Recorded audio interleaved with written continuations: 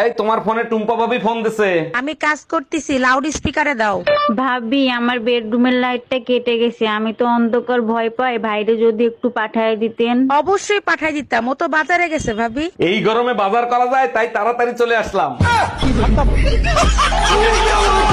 কালের কোম্পানির একটা ফোন আনছে, 2 দিন পর পর হ্যাং হয়ে যায়। আরে কি হয়েছে, ফোন কোম্পানিরে গালি দিচ্ছ কেন? গালি দেবো না তাই চুম্মা দেবো? ভালো জিনিস বলে খারাপ জিনিস ধরাই দেছে। তোমারে দেখলেও তো আমার পুরো সিস্টেম হ্যাং হয়ে যায়। আমি কি কখনো গালি দিছি?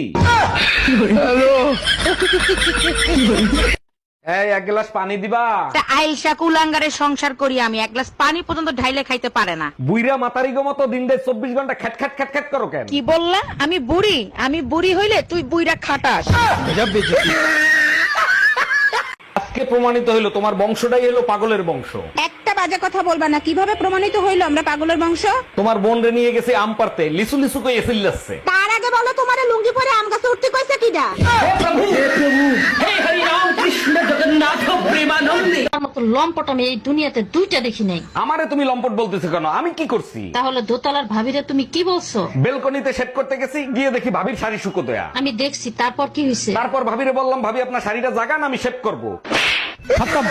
তোর বাপের জন্য তো মানিজ্জত কিচ্ছু থাকলো না। দেখো বাপ তুলে কথা বলবা না, কি করছে আমার বাপ? যেই বয়সে নাতি কোলে নিয়ে থাকার কথা সেই বয়সে নিজের মেয়ে কোলে নিয়ে থাকে। দেখো আব্বুর মুড আজকে ভালো আছে, তার সাথে ভালো ব্যবহার করবা। তোর বাপের থামা, তা নাহলে সামনের বার আবার সুসংবাদ শোনাবে।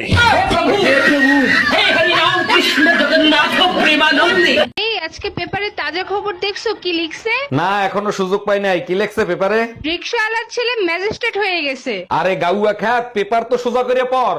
ম্যাজিস্ট্রেটের ছেলে রিকশাওয়ালা হয়ে গেছে। জানো, কালকে রাতে আমার স্বপ্নে জিন ছিল। বলো কি, তাই নাকি? তা কি চাইলা? আমি চাইলাম আমার বোর জ্ঞান বুদ্ধি 10 গুণ বাড়ায় দেন। তুমি স্বপ্নেও আমার কথা চিন্তা করো? জিন হাসতে হাসতে বলে, 0-র সাথে 10 কেন, 1000 গুণ করলে 0ই হবে। Bye bye, tata, good bye, Gaya. আচ্ছা শোনো, আমাদের বিয়ের কথা কি তুমি বাসায় বলছিলা? হ্যাঁ বলছি, কিন্তু বাসা থেকে রাজি হচ্ছে না। কি করব বলো তো? তুমিই তো বলছিলা তোমার এক কথাই নাকি তোমার বাবা মা রাজি হয়ে যাবে। আরে বাবা মা তো রাজি আছে, কিন্তু স্বামীকে বোঝাবো কি করে?